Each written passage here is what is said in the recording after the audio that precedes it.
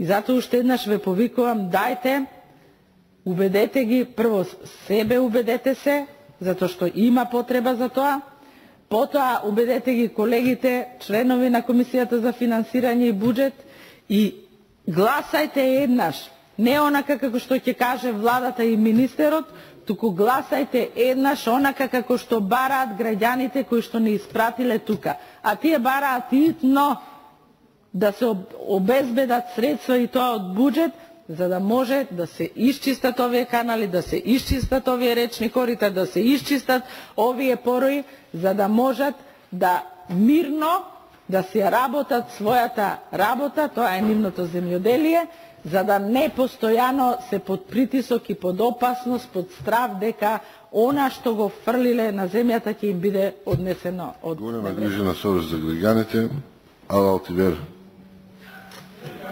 Каде бевте до сега, не знам јас, таа грижа да ја имавте, немаше да губите, колеги, 4 пати на избори. Само едно ќе ти кажем, владата на ВМРО ДПМН и за ова година во програмата има ставено за чистење на канали и одводни канали во должина од 60 км. И да затвориме темата. Во сабота ве поканувам, колешката Цветанка и вие, да одиме, да ги посетиме сите места и да видиме и да докажем од тие одводни канали се чисти. Благодарам.